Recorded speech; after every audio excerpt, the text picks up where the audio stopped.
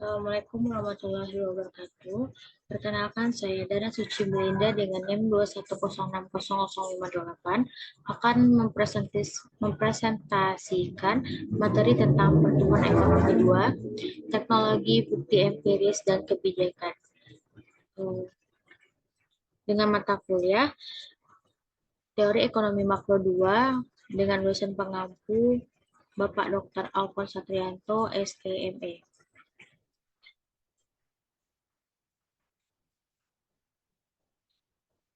Langsung saja ke pembahasan yang pertama, yaitu tentang kemajuan teknologi dalam model Solo. Yang pertama ada efisiensi tenaga kerja.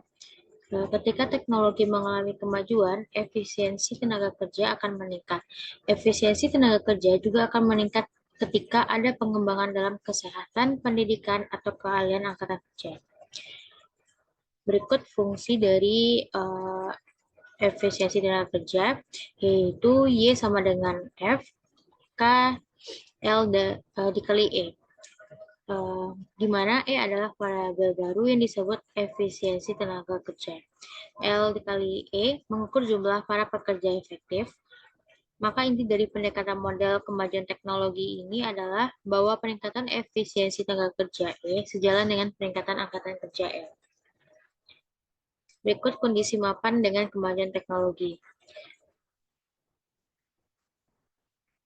Di mana pendekatannya yaitu delta K sama dengan SFK dikurang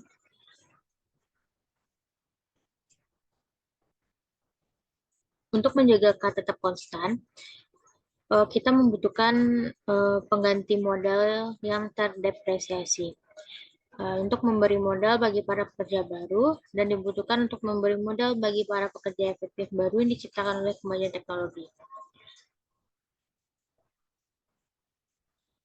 Berdasarkan dari gambar tersebut, yaitu gambar 8.1 di samping ini, dapat disimpulkan bahwa kemajuan teknologi yang mengoptimalkan tenaga kerja pada tingkat G mempengaruhi modal pertumbuhan Solo dalam cara yang sama dengan pertumbuhan populasi pada tingkat F. Dalam kondisi mapan, investasi secara tepat mengimbangi penurunan K yang terkait dengan depresiasi, pertumbuhan populasi, dan kemajuan teknologi. Berikut yaitu dampak kemajuan teknologi. Dengan adanya kemajuan teknologi, dapat diketahui bahwa kemajuan teknologi bisa mengarah ke pertumbuhan yang berkelanjutan dalam output per pekerja. Sebaliknya, tingkat tabungan yang tinggi mengarah ke tingkat pertumbuhan yang tinggi hanya jika kondisi mapan dicapai. Namun, pada kondisi mapan tingkat pertumbuhan output per pekerja hanya bergantung pada tingkat kemajuan teknologi. Materi kedua itu tentang dari teori pertumbuhan sampai data empiris pertumbuhan. Pertumbuhan yang seimbang, menurut model Solo, kemajuan teknologi menyebabkan nilai berbagai variabel meningkat secara bersamaan pada kondisi mapan, menyebabkan terjadinya pertumbuhan yang seimbang atau balance growth. Kemajuan teknologi juga mempengaruhi harga faktor. Dalam kondisi mapan, upah real tumbuh sebesar tingkat kemajuan teknologi, namun harga sewa real modal tetap konstan sepanjang waktu.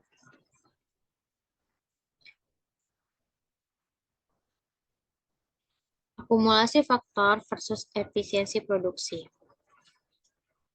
Hipotesis pertama, yaitu perekonomian yang efisien dapat mendorong akumulasi modal.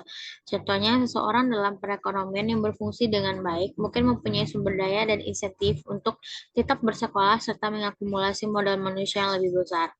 Maka, selanjutnya hipotesis kedua, akumulasi modal dapat mendorong efisiensi yang lebih baik.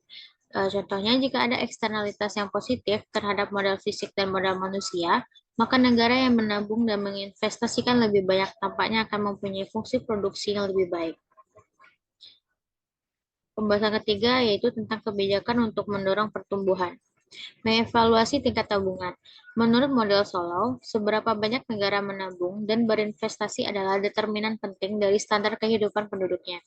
Tingkat tabungan menentukan tingkat modal dan output pada kondisi mapan atau steady state. Satu tingkat tabungan tertentu menghasilkan kondisi mapan kaidah emas yang akan memaksimalkan konsumsi per pekerja sekaligus kesejahteraan ekonomi. Kenaikan tingkat tabungan secara bertahap akan meningkatkan akumulasi modal yang mengarah ke kondisi mapan dengan konsumsi yang lebih tinggi.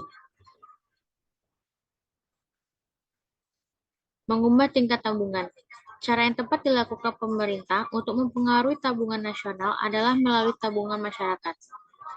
Bila pengeluaran pemerintah melebihi penerimaannya, maka pemerintah dikatakan mengalami defisit anggaran.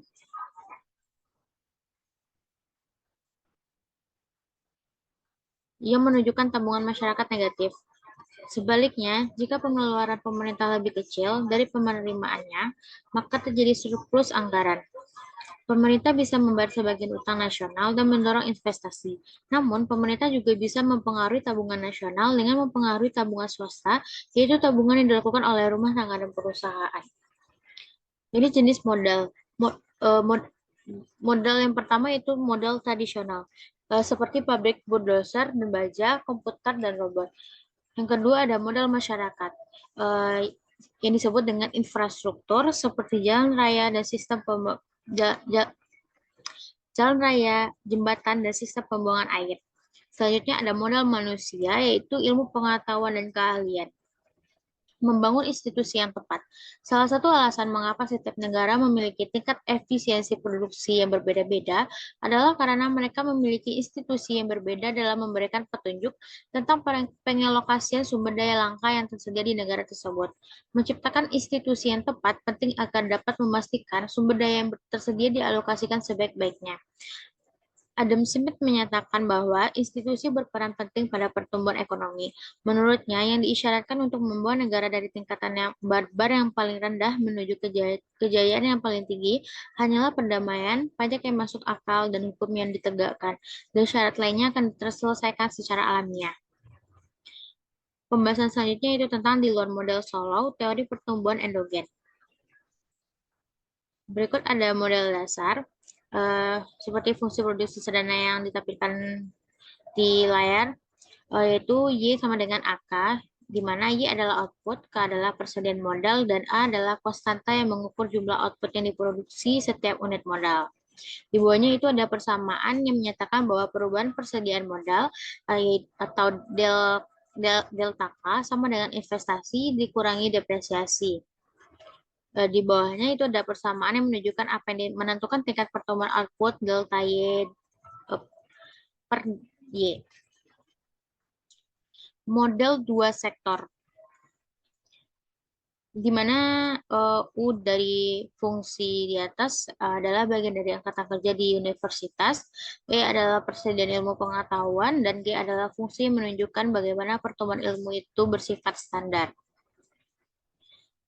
Efisiensi tenaga kerja. Fakta tentang proses penelitian dan pengembangan sebagai berikut. Yang pertama, meskipun ilmu pengetahuan merupakan barang publik, namun banyak penelitian dilakukan di perusahaan-perusahaan yang dijalankan dengan motif mencari laba. Yang kedua, penelitian menjadi menguntungkan karena inovasi memberikan perusahaan kekuatan monopoli temporer. Yang ketiga, ketika perusahaan berinovasi, maka perusahaan lain juga akan mengembangkan inovasi itu untuk menghasilkan inovasi generasi berikutnya. Perusahaan-perusahaan perorangan yang memaksimalkan laba cenderung melakukan terlalu sedikit atau terlalu banyak penelitian. Di satu sisi, ketika sebuah perusahaan menciptakan teknologi baru, hal itu membuat perusahaan lain diuntungkan karena menerima dasar ilmu pengetahuan untuk dikembangkan dalam penelitian di masa depan. Demikian presentasi dari saya.